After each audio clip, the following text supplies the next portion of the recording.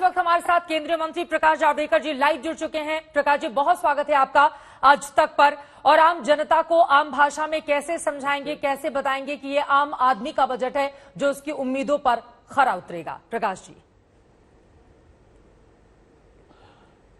पहले तो ये समझाऊंगा मैं कि पूरी दुनिया कोरोना महामारी से त्रस्त है और कोरोना महामारी के संकट से ही निजात नहीं पा रही है, उनकी अर्थव्यवस्था भी चरमरा गई है। लेकिन भारत है कि जिन्होंने कोरोना के खिलाफ की लड़ाई लगभग जीत ली है, वैक्सीनेशन भी बहुत बड़े पैमाने पर शुरू हुआ है और तीसरा, अब अर्थव्यवस्था भी पटरी पर आकर दौड़ने लगी है। तो ये हमारी पहली विशेषता है। दूसरी है, जो कॉमन मैन जिसे कहते हैं, मिडिल क्लास कहो या बाकी भी कहो, तो उसका क्या लगता है? उसको तीन चीजें लगते हैं। महंगाई की दरें नहीं बढ़नी चाहिए। तो कांग्रेस के जमाने में यूपीए के 10 साल में हर साल डबल डिजिट महंगाई बढ़ी, अब 5% से भी कम है। तो पहली राहत ये है। दूसरे, यूपीए के जमाने में आए दिन विभिन्न शहरों में बम फुटते थे, लोग मरते थे, आज नहीं हुआ है 6 साल में। तो ये भी एक बड़ी उपलब्धि है। कानून व्यवस्था में सुधार, माओवादियों की गतिविधियों में कमी आई, आतंकवादियों की गतिविधियों में कमी आई, नॉर्थ ईस्ट शांत हो गया। तो ये भी एक राहत मिली, ये दूसरी है। तीसरी, ईज ऑफ लिविंग बढ़ा। आज दुनिया में सबसे सस्ता डाटा ये भारत में मिलता है, इसलिए डिजिटल इंडिया इतना फास्ट चल पड़ा और इतने डिजिटल ट्रांजैक्शन और जीवन का हिस्सा बन गया। तो ये भी एक ईज ऑफ लिविंग आई। एक सिंपल उदाहरण बताता हूं।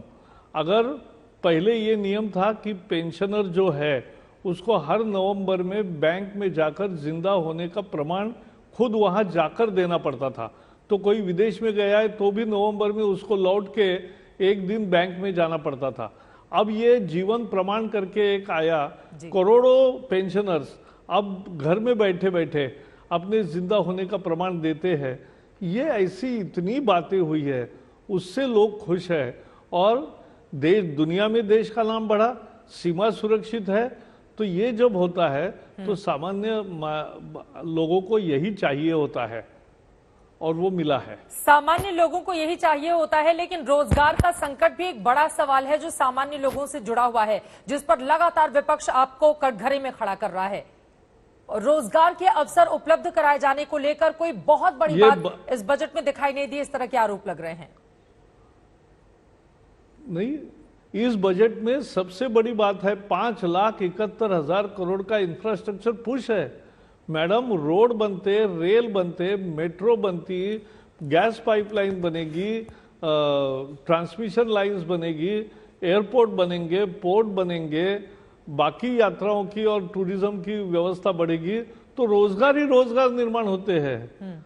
अगर एक उड़ान से 35 नए एयरपोर्ट काम में आने लगे और भी ये विस्तार होगा तो कितनी यातायात बढ़ेगी, कितना टूरिज्म बढ़ेगा, आप समझ लो। मैं एक उदाहरण देता हूँ। शिरडी में हवाई जहाज शुरू हुआ है, दिल्ली से भी हुआ है, मुंबई से भी है, हैदराबाद से भी है। अगर तीनों जगह से हर घंटे एक शिरडी को फ्लाइट भेजोगे तो भी लोगों का बुकिंग ज्यादा है, ये सच्चाई है। तो लोग आज चाहते हैं लेकिन सुविधा ही नहीं थी। तो जब इंफ्रास्ट्रक्चर पुश मिलता है तो ड्यूरेबल प्रोग्रेस होता है, और ड्यूरेबल प्रोग्रेस जब होता है तब जाके रोजगार परमानेंट भी मिलते हैं, काम करते समय भी मिलते हैं, और ये इंफ्रास्ट्रक्चर कम से कम 50 साल चलता है, और इसलिए this is called durable progress. 1 lakh crore का कृषि इंफ्रास्ट्रक्चर बनता है। आपको बताऊं मैडम कि 1 एकड़ जमीन अगर पानी के अंदर आती है, सिंचाई में होती है, तो 1.5 रोजगार बढ़ता है, 1.5 इतना रोजगार बढ़ता है। तो इतनी करोड़ों एकड़ जब नई जमीन सिंचित होगी तो करोड़ों रोजगार बढ़ते हैं उसी में से। तो ये सब विषय ऐसे है कि जिससे रोजगार बढ़ता है, और रोजगार बढ़ाने के लिए ही ये बजट है। ये खर्चा जो मोदी सरकार के जमाने में होता है वो इसीलिए है। ये किसान को जो महत्वपूर्ण हम बातें पैसे आपने कही। रोकड़े में यकीनन देते पूरे हैं, कोरोना काल के वो दौरान हम उसका सबने देखा था किस तरह से रोजगार का संकट इस देश पर छाया, और जो यकीन आप दिला रहे हैं, अगर इसके जरिए हिंदुस्तान आगे बढ़ता है तो यकीनन एक अच्छी खबर होगी। लेकिन यहां पर कांग्रेस पार्टी की ओर से कहा गया है, विनिवेश को लेकर खासतौर से बार बार आप पर सवाल उछाले जा रहे हैं। उन्होंने कहा है कि विनिवेश के बारे में बेच खाएंगे सब कुछ, छोड़ेंगे नहीं अब कुछ। बजट 2021 ने गरीब को धोखा दिया, नौकरी पेशा लोगों को धोखा दिया, मजदूर किसान छोटे उद्योगों को धोखा दिया। ये रणदीप सुरजेवाला ने ट्वीट करके निशाना साधा है सरकार पर।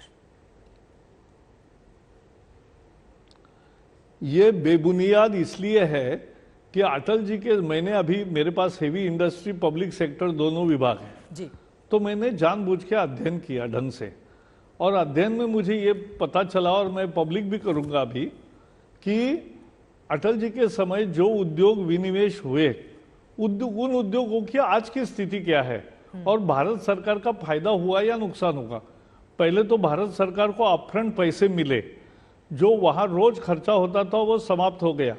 जो उनका 25-30% हिस्सा रह गया, उससे उनको 10 गुना ज्यादा कमाई हर साल हो रही है। वहां 10 गुना ज्यादा रोजगार तैयार हुआ है, वहां का उत्पादन बढ़ा है, वहां से टैक्स रेवेन्यू बढ़ा है, तो सबका बल्ले बल्ले हुआ है, विन विन सिचुएशन है। तो काय के लिए जो सरकार का काम नहीं है धंधा करना, और वो अधिकारी जिसका पैसा नहीं लगा है वो चलाए, वो उस तरह से नहीं चला सकता जिसका खुद का पैसा लगा होता है। और इसलिए ये उद्योगों का सही समय पे विनिवेश करना ये बहुत अच्छी रणनीति है, और उसके सहारे हम देश का भी फायदा करते हैं, आम आदमी का फायदा करते हैं, रोजगार बढ़ता है। तो सब यही उदाहरण है। और ये मैं कहना चाहता हूं, जैसे आज किसी ने अफवाह बीच में मैंने पढ़ा, कोई कह रहा है कि एलआईसी का विनिवेश हो रहा है। नहीं हो रहा है, एलआईसी तो एलआईसी ही रहेगी। एलआईसी में आईपीओ ला रहे, उसमें शेयर कैपिटलाइज और कर रहे, दैट इज डिफरेंट। बट उसका मतलब ये नहीं कि विनिवेश जिनका होता है वो उद्योग ऐसे कगार पर होते हैं कि अगर 2 साल नहीं किया तो फिर एकदम गड्ढे में जाएंगे। तो उसके बजाय अगर सही समय पे अगर स्ट्रैटेजिक सेल करते हो तो उससे सबका फायदा होता है। तो आपके कहने का ये मतलब है कि विनिवेश को लेकर किसी भी तरह के भ्रम में आने की लोगों को जरूरत नहीं है। सरकार ने बहुत सोच समझ कर ये कदम आगे बढ़ाया है। अब आगे बढ़ते हुए अगला सवाल मैं आपसे महत्वपूर्ण ले लेती हूं, जिस पर कई बार पूरे देश ने आपको सुना भी है सर, वो है किसानों को लेकर। किसान इस वक्त भी डटे हुए हैं, बैठे हुए हैं तमाम बॉर्डर्स पर। आज के इस बजट से उनको बहुत ज्यादा उम्मीदें थी। नहीं, मैं वही बताना चाहता हूं। पहले तो ये सरकार किसान को समर्पित है। 6 साल में मोदी सरकार ने किसानों के लिए जितना किया उतना 60 साल में नहीं हुआ। अटल जी के जमाने में सबसे मुख्य मांग जो थी किसानों की, सब 40-50 साल से, कि हमें लाभकारी मूल्य मिलना चाहिए। तो लाभकारी मूल्य कैसे तय हो, तो अटल जी ने स्वामीनाथन जी को नियुक्त किया। स्वामीनाथन कमीशन ने 2006 में रिपोर्ट दिया। उन्होंने फॉर्मूला दिया कि कॉस्ट प्लस 50%, लेकिन 8 साल यूपीए के सरकार ने उस पर अमल नहीं किया। मोदी जी ने किया तो आज एमएसपी ज्यादा मिलने लगी। किसान भी जो आंदोलन में है वो भी मानते हैं कि एमएसपी ज्यादा मिली, और वो आगे कहते हैं इसीलिए हमें डर है कि एमएसपी खत्म न हो जाए, ये वो कहते हैं।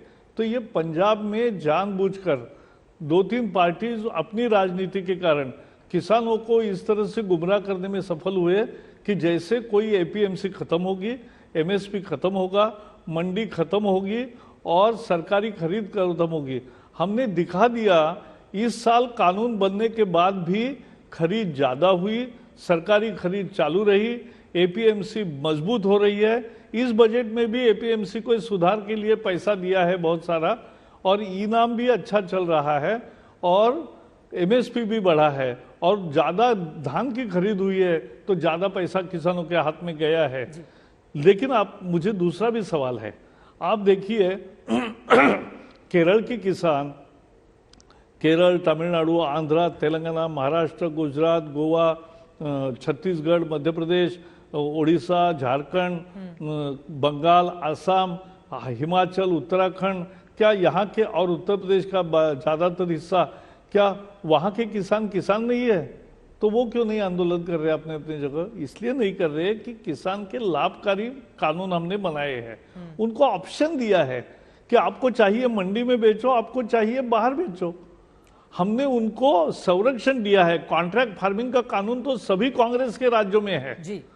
तो उसको हमने संरक्षण दिया है कि आपकी जमीन कभी नहीं जाएगी। यही बदलाव किया है। तो ये जो किया है ये उनके समझ में आएगा। कल चर्चा है, ये मुझे विश्वास है। आपने कहा कि कल चर्चा है।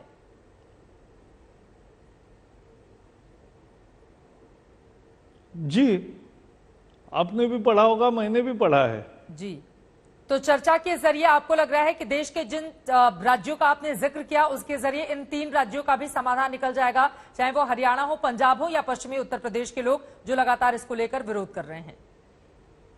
बिल्कुल ठीक है साहब, आगे बढ़ते हुए अब मैं आ जाती हूं। और दूसरा एक बात समझिए, जी जी किसानों में, जी हाँ नहीं, एक मुद्दा बताऊंगा। किसानों के लिए किसान सम्मान निधि, देखो यूपीए ने 10 साल में केवल एक बार कर्ज माफी का वादा किया और बैंकों में 53,000 करोड़ रुपए जमा किए।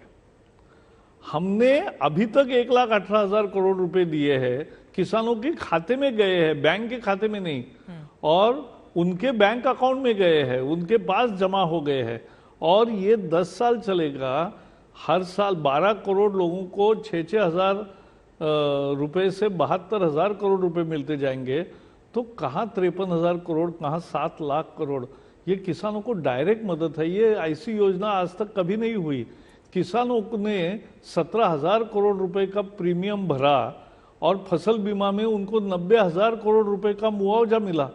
कितना फायदा है जिनका नुकसान होता है। हाँ, जिनका नुकसान नहीं होता उनका प्रीमियम भरा हुआ जाता है, लेकिन इतना कम प्रीमियम है कि वो शिकायत नहीं करते, क्योंकि ये एक इंश्योरेंस है और वो मिलता है। 90,000 करोड़ रुपए मुआवजा मिला है। तो ये मुझे लगता है बहुत महत्वपूर्ण है। तो ऐसे बहुत काम, जैसे नीम कोटिंग यूरिया हुआ, तो नीम कोटिंग से उसको ये तमाम बातें समझ में आएंगी। जल्दी जल्दी कुछ और सवाल है मैं पूछ लेती हूँ, खासतौर से कोरोना को लेकर 35,000 करोड़ का ये जो अलग से प्रावधान किया गया है सर, इसके बारे में मैं चाहूंगी कि प्रकाश जावड़ेकर जी जरूर प्रकाश डालें। इसका मतलब क्या हुआ? क्या देश के सभी लोगों को फ्री वैक्सीन देने की तैयारी कर रही है इस बजट के जरिए सरकार? देखो, सरकार हर स्टेज पे इसके बारे में जो घोषणा है वो करती जाएगी, लेकिन हमने एक देखा कि अभी दुनिया का सबसे ज्यादा टीकाकरण 35 लाख टीका लग चुका है अभी तक, और वो हेल्थ वर्कर्स को लगा है और वो कंप्लीट फ्री दिया है। और वो वैक्सीन बनाने वाले दोनों उद्योगों से, वो प्राइवेट है उद्योग, और उनसे सरकार ने परचेस किया और परचेस करके लोगों को फ्री में दिया। लेकिन ये अलग अलग ग्रुप के लिए अलग अलग नीति भी हो सकती है, तो इसलिए उसका राह देखना ज्यादा अच्छा है। मेरा मानना है कि 35,000 करोड़ में वैक्सीन के लिए जो सारी मैकेनिज्म तैयार किया, कोल्ड स्टोरेज लास्ट माइल तक ले गए, हजारों जगह पर जिस तरह से फ्रीज और ये पहुंचाए, उसके लिए भी तो पैसा लगता है ना। ये वैक्सीन के ट्रांसपोर्ट के लिए जिस तरह से मैकेनिज्म तैयार किया, उसको भी पैसे लगता है। जी, एक बहुत छोटा सा जवाब आपसे चाहूंगी, ये मेरा आखिरी सवाल है, आपको कहीं और भी जाना है। अब चुनावी राज्यों में और खासतौर से जो गैर बीजेपी शासित राज्य हैं, इस बजट में उन पर ज्यादा जोर दिया गया है। नहीं, ये सच नहीं है। आप अगर बजट डिटेल देखोगे तो पूरे 28 राज्यों को अलग अलग प्रोजेक्ट्स दिए गए हैं। ये सच नहीं है। वो हम हर नजर चुनावी नजर से देखते हैं, वो सही नहीं है। ठीक है, बहुत शुक्रिया प्रकाश जावड़ेकर जी आज तक से जुड़ने के लिए और ये महत्वपूर्ण जानकारी देने के लिए। तमाम मुद्दों पर प्रकाश डाल रहे थे केंद्रीय मंत्री प्रकाश जावड़ेकर को आपने सुना, उन्होंने कहा कि ये देश का बजट है जो सबकी जिंदगी की बेहतरी के लिए भारत सरकार लेकर आई है।